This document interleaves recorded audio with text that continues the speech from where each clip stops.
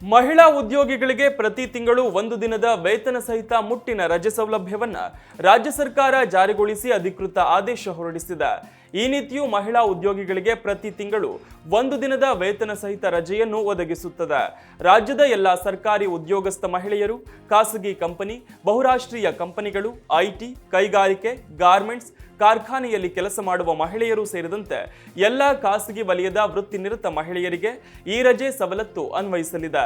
ಸರ್ಕಾರಿ ಮತ್ತು ಖಾಸಗಿ ವಲಯಗಳಲ್ಲಿ ಕಂಪನಿಗಳು ಈ ಕಾನೂನನ್ನು ಪಾಲಿಸುವುದು ಕಡ್ಡಾಯವಾಗಿದೆ.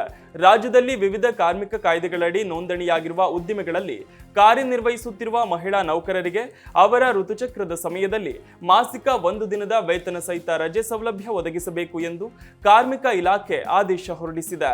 ಎಲ್ಲಾ ವಲಯಗಳಲ್ಲಿ ಕೆಲಸ ಮಾಡುತ್ತಿರುವ 18ರಿಂದ 52ರ ವಯೋಮಾನದ ಎಲ್ಲ ಕಾಯಂ, ಗುತ್ತಿಗೆ ಹಾಗೂ ಹೊರಗುತ್ತಿಗೆ ನೌಕರರಿಗೆ ಈ ಸೌಲಭ್ಯ ನೀಡಬೇಕು ಎಂದು ಎಲ್ಲ ಉದ್ಯೋಗದಾತರಿಗೂ ಸೂಚಿಸಲಾಗಿದೆ. ಇನ್ನು ಈ ರಜೆ ಸೌಲಭ್ಯದ ಕೆಲವು ಷರತ್ತುಗಳೆಂದರೆ, ಮಹಿಳಾ ನೌಕರರು ಆಯಾ ತಿಂಗಳ ಋತುಚಕ್ರ ರಜೆಯನ್ನ ಆಯಾ ತಿಂಗಳಿನಲ್ಲಿಯೇ ಬಳಸಿಕೊಳ್ಳಬೇಕು. ಹಿಂದಿನ ತಿಂಗಳ ಋತುಚಕ್ರ ರಜೆಯನ್ನ ಮುಂದಿನ ತಿಂಗಳಿಗೆ ವಿಸ್ತರಿಸಲು ಅವಕಾಶವಿರುವುದಿಲ್ಲ.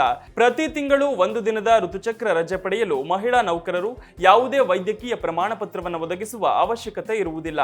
52 ವರ್ಷ ಮೇಲ್ಪಟ್ಟ ಮಹಿಳೆಯರಿಗೆ ಈ ರಜೆಯ ಸೌಲಭ್ಯ ಇರುವುದಿಲ್ಲ. ತಿಂಗಳಲ್ಲಿ ಯಾವ ದಿನ ರಜೆ ತೆಗೆದುಕೊಳ್ಳಬೇಕು ಎಂಬುದನ್ನು ಮಹಿಳೆಯರೇ ನಿರ್ಧರಿಸಬಹುದು.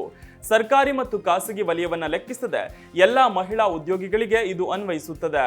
ಈ ನಿಟ್ಟಿನಲ್ಲಿ ಮಹಿಳೆಯರಿಗೆ ಸಂಬಳದ ಜೊತೆಗೆ ವರ್ಷಕ್ಕೆ 12 ಮುಟ್ಟಿನ ರಜೆಗಳು ಸಿಗಲಿವೆ. ದೇಶದಲ್ಲಿಯೇ ಮೊದಲ ಬಾರಿಗೆ ಕರ್ನಾಟಕ ಸರ್ಕಾರವು ಖಾಸಗಿ ವಲಯವೂ ಸೇರಿದಂತೆ ಎಲ್ಲ ಉದ್ಯೋಗಸ್ಥ ಮಹಿಳೆಯರಿಗೆ ಪ್ರತಿ ತಿಂಗಳು ಒಂದು ದಿನದ ವೇತನ ಸಹಿತ ಮುಟ್ಟಿನ ರಜೆ ಸೌಲಭ್ಯವನ್ನ ಅಧಿಕೃತವಾಗಿ ಜಾರಿಗೆ ತಂದಿದೆ.